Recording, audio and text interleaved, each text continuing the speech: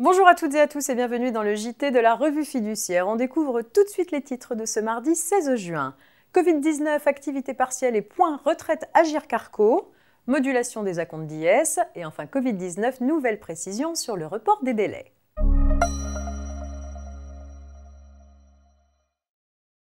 On s'intéresse donc pour commencer à la question de l'activité partielle et des points retraite Agirc-Arrco. Les salariés bénéficiaires du dispositif d'activité partielle peuvent, sous certaines conditions, obtenir des points de retraite complémentaires Agirc-Arrco sans contrepartie de cotisation qui viennent compléter ceux acquis par cotisation sur les salaires versés dans la période annuelle d'emploi. Pour cela, l'employeur doit déclarer les heures d'activité partielle indemnisées dans la déclaration sociale nominative mensuelle. Pour les employeurs en DSN, il n'est donc plus nécessaire de transmettre une attestation d'indemnisation. En revanche, les employeurs qui ne relèvent pas du champ d'application de la DSN doivent toujours délivrer à l'institution de retraite Agirc-Arrco d'affiliation de leurs salariés une attestation d'indemnisation qui constitue la preuve de l'activité partielle permettant l'attribution de points Agirc-Arrco. Cette attestation doit notamment mentionner le nom et l'adresse de l'entreprise, l'identité du salarié et le nombre d'heures d'activité partielle indemnisées.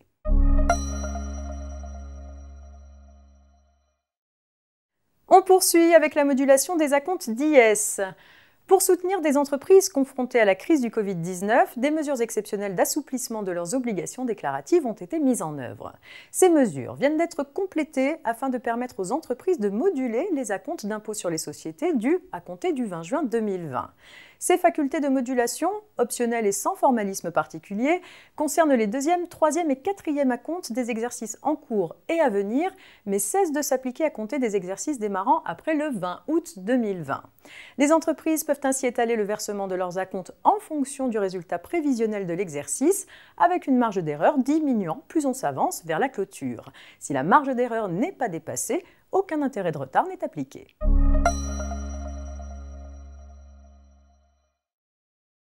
Un œil pour terminer aux nouvelles précisions sur le report des délais. L'ordonnance dite délai du 25 mars 2020 a instauré un dispositif de report de diverses échéances. L'interprétation des dispositions prévues est délicate. Elle a déjà nécessité des précisions contenues dans une ordonnance du 15 avril, 2 circulaires et plusieurs fiches techniques du ministère de la Justice. De nouveaux compléments sont encore apportés par une ordonnance du 3 juin 2020. S'agissant du report des échéances, l'ordonnance du 3 juin précise son incidence sur la date à laquelle certains actes peuvent être réalisés en présence d'un délai d'opposition ou de contestation. Lorsque la mesure de report s'applique à un tel délai, elle n'a pas pour effet de reporter la date à laquelle l'acte visé peut être accompli ou produire ses effets.